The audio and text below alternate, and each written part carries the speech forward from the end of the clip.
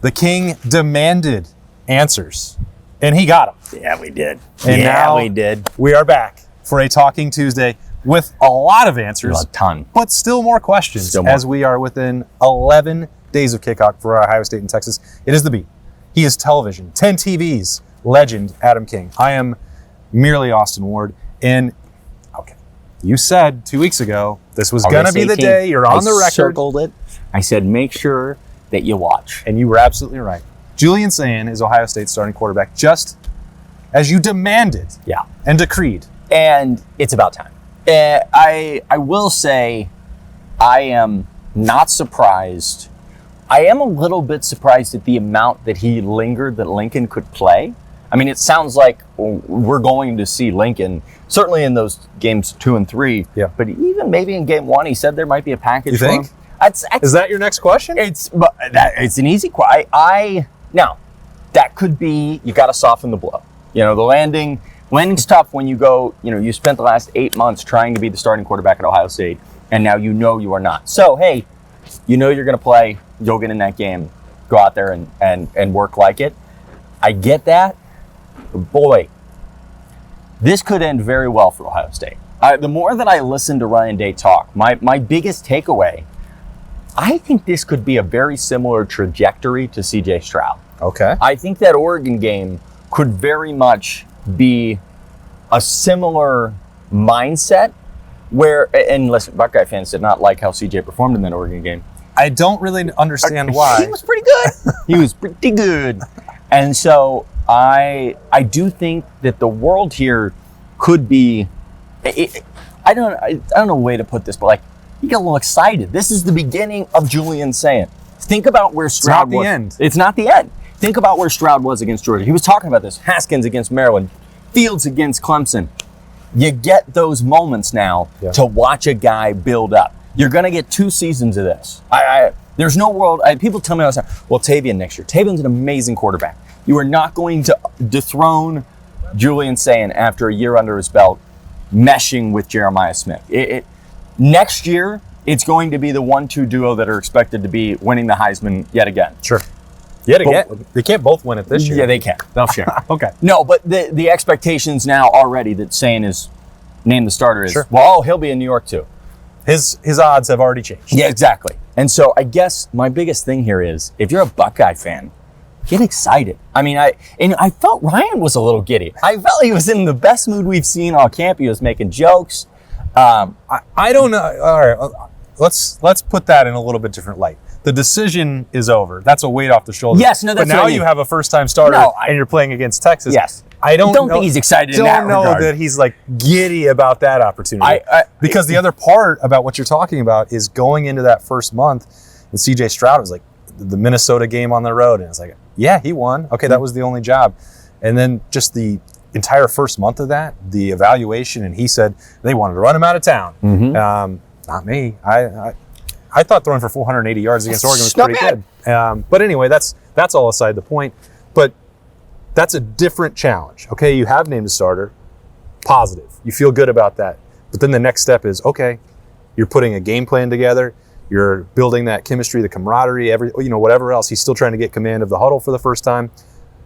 Julian Sayin has to get ready to do that, and there's no deep end or no easing end to the shallow end. You're being thrown straight to the deep end off the high dive against Texas. Like, that's not something that I think anyone loves to do right off the bat. But you could be right. No, you're exactly right. I'm certainly not excited that they start with Texas. I think that's very clear. I think he'd like to get a couple games under his belt, settle Julian into, because as you heard him say yesterday, there is no, when you hear the fans, when you take the field, you can't replicate that in practice. No. There's no way to do it. But I think there has to be a little bit of excitement in the idea of, okay, I've now told Julian he's the guy. Let's see if that changes. I think it innately will change a human being to no longer be in a competition and to be able to go out there, play loose, play free, still do the routine plays routinely, but I've heard that's important. That's what I always say. Routine plays routinely. I'm going to get a shirt that says it. Every other year we say that around here. But I do think that's got to be in the back of Ryan's mind. And he kind of mentioned it in himself when he was a quarterback in a QB competition. Yeah. It allows you to breathe. And so I want to see what Julian Sayin looks like now that he's taken a deep breath, now that he's going to get all of those reps at one.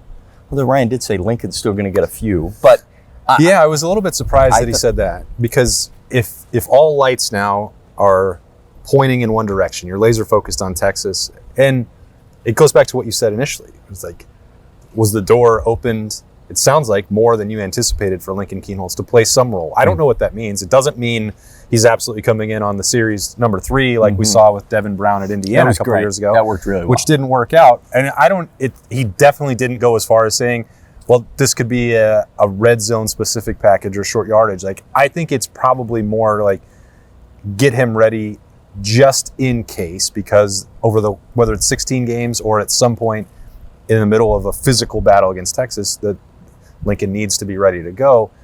And I would have thought this week in particular, as you're getting ready, like, all right, well, now it's 75, 80% or more for Julian Sayin to get ready for Texas. And I don't know exactly what that breakdown is going to look like. Ryan Day didn't give us that information. Not surprised that he didn't. But he made that point, as you brought up several times, that Lincoln has to be prepared as if he's going to start a game. When I look at kind of his reaction to naming the starter, it did feel a little bit like if we didn't exist, if you removed the media, I don't know that Ryan would have walked out today and said, he's my guy. Now, I don't think that that's a bad thing. Well, because you said 2 weeks ago that he had to do it. I did. I put the pressure on him, and I apologize, Ryan. I was right, and everybody that watched Talking Tuesday 2 weeks ago, Adam was right. That's the first time in my life. It might have even been 3 weeks ago. It was like a month ago. I actually said it back in January. I do think that this is a good thing, but I also, with the Lincoln side of things, he's a great quarterback. I think he's well exceeded expectations. And so I don't say this as a detriment. I don't think that Lincoln Kienholz is that different than Julian Sayin, where you would create a Lincoln package. That's one place that I have really had a hold up this year, is that every person, when they talk about Lincoln, this athlete. He's an amazing, unbelievable athlete. But at the end of the day, I don't think that his athleticism is enough where you say, let's get Julian Sayin off the field, let's get Lincoln in. He's not Braxton Miller. He's not Justin Fields. So At what point are you in the red zone saying, oh, you know what? We got to get the guy that can run in. Because Julian Sayin is mobile. Yes, he's not as physical as we saw with Will Howard. He's not as mobile as maybe even Devin Brown. But I don't think that Lincoln... I think he's probably more mobile than Devin Brown, to be honest with you. Yeah. Devin was all talk about the mobility. He's a great guy, but he was... I don't think it matched the reality. No, that's a very good point. We saw it a couple of times, and I just don't... That's what I don't understand. And maybe I'm wrong. Maybe they put Lincoln in, and they run the read option a few times, and it's great. And I could very well... we talk about being the slant king. He was great at that. If you're going to put him in there and you need 4 yards and you think that having maybe a little RPO with Lincoln that keeps the defense on the toes, that's fine. But I just feel like at this point, it should say Sayin full go in here. Like, let's ride. No, I don't disagree with you on that at all. You don't have to disagree with me anything, by the way. That's true. Yeah. I try to avoid it because you are always right. Thank you very much.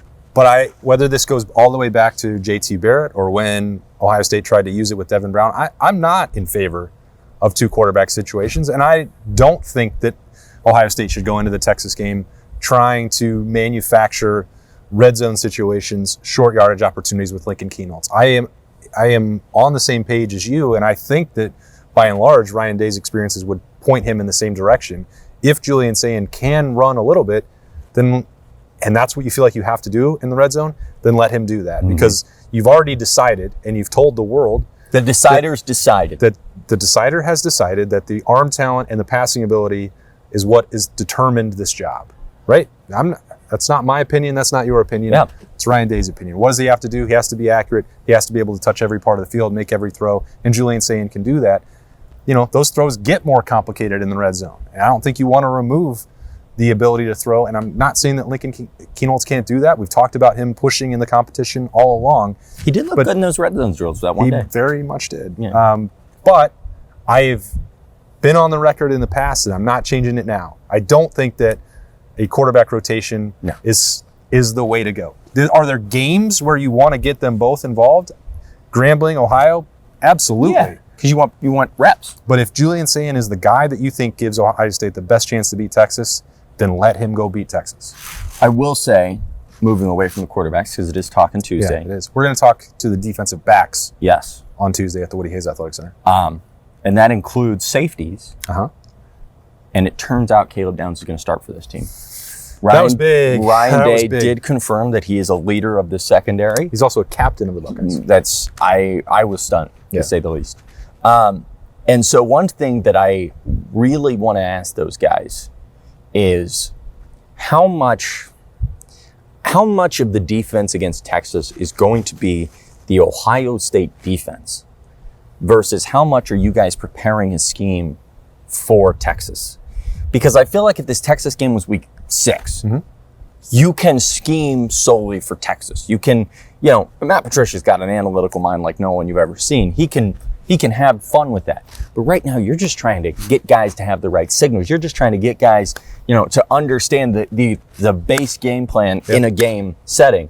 So I would love to know, they talk about these next 2 weeks, how they're using it. I mean, pretty much Ryan Day said, we're done with fall camp. He said today, we're moving on, turning the page. They were never in fall camp. They were in training camp. Fall camp. They're done with fall. And he said, I'm looking right now. You guys can't see on camera, but there is a tree and the leaves are orange on it. Now, I don't know if the leaves are always orange, but it looks like a fall tree. And so it's 95 degrees outside. No, it's beautiful fall weather. The tree can't breathe. There's beautiful fall weather here at the Woody Hayes Athletic Center.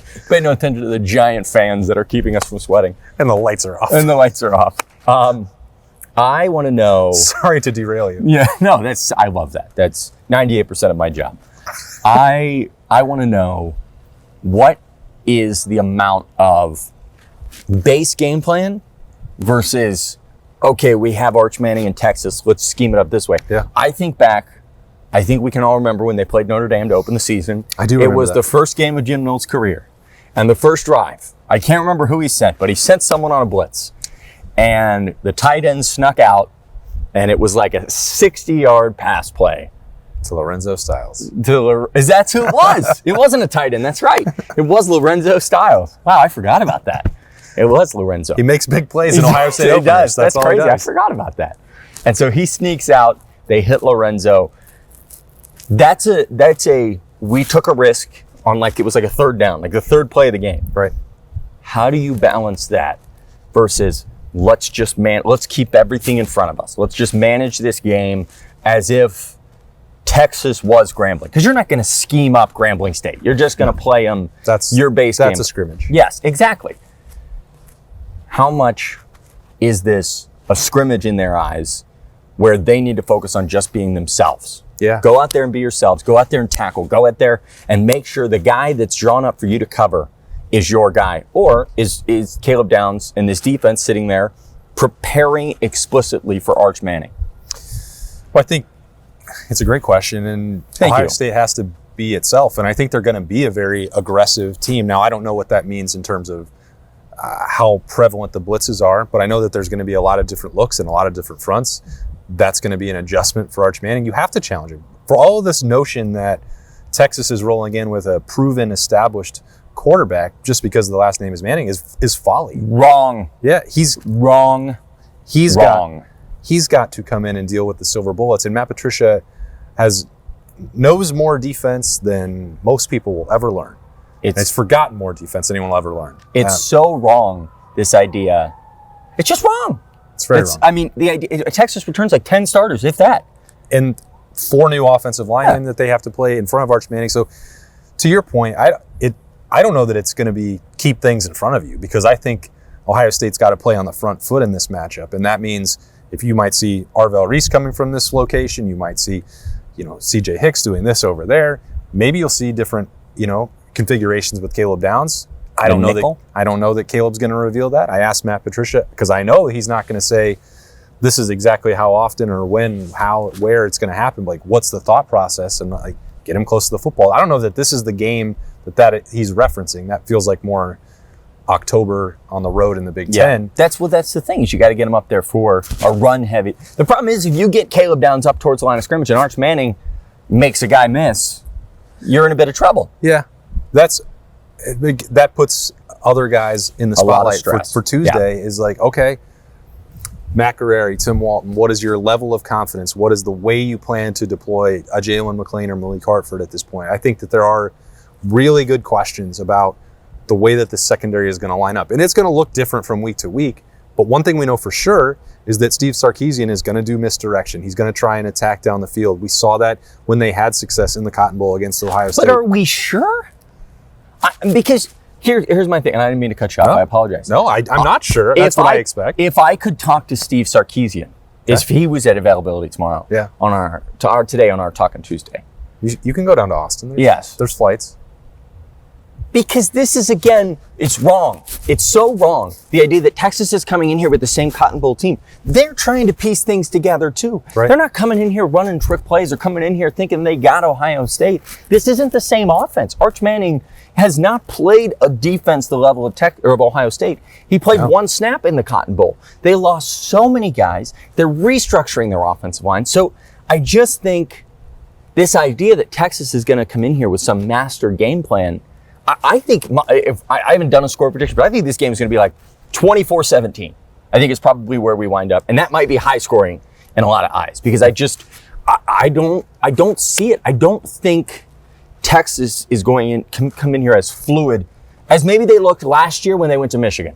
Now, that may be because the Wolverines were a not great football team. Yeah. But they cooked that Michigan team. You could clearly tell they were ready for that moment. They scored 14 points with all of those veterans and with a multi-year starting quarterback against Ohio State in the Cotton Bowl. So the assumption that 14.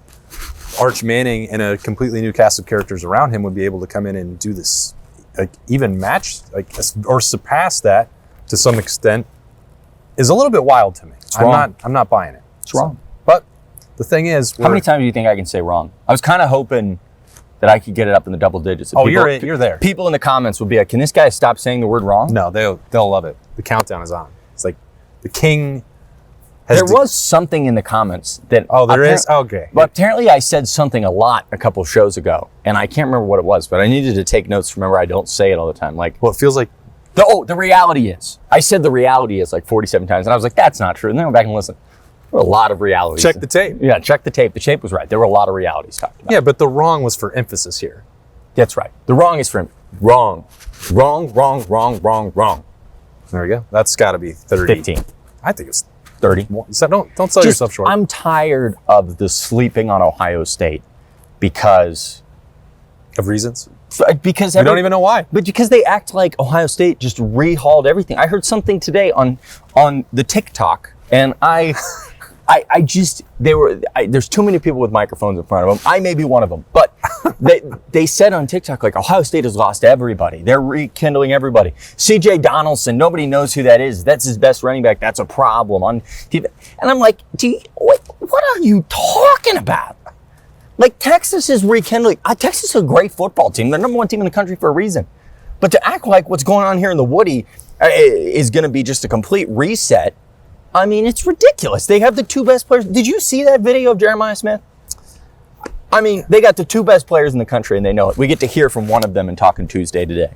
Yeah, I've seen videos of Jeremiah. I've seen them in person. They're pretty impressive. They are very impressive. Can't wait to hear from Caleb Downs. Yeah. First time as an Ohio State captain, by the way. That's true. So we'll get that later on Tuesday at the Woody Hayes Athletic Center. And I'm never taking away this microphone from Adam King, especially not on a Talking Tuesday. Thank you so much for joining us on 97.1 The Fan, or 10 TV's YouTube, or 10 TV Plus, or if you somehow didn't want to look at this beautiful hair and you've been downloading the audio only, I implore you, just take a look once and see what this man is bringing to the table. He does it for you all. Watch me say the word wrong 32 times. Wrong. Wrong, wrong, wrong, wrong, wrong. There it is. Got a little few more in there to sneak in. Still way more coverage. Again, a week and a half away. We're going to probably jump on 10 TV a couple times, Birm and I. Let's take the Austin and Birm show on the road and on some different roles. I love it. They're great together. You guys should do a show together. Well, maybe we will. Okay. Maybe we'll do some snap judgments after we hear from the Ohio State secondary later today, which is Tuesday at the Woody Hayes Athletic Center. For Adam King, I am Austin Ward. We'll see you later.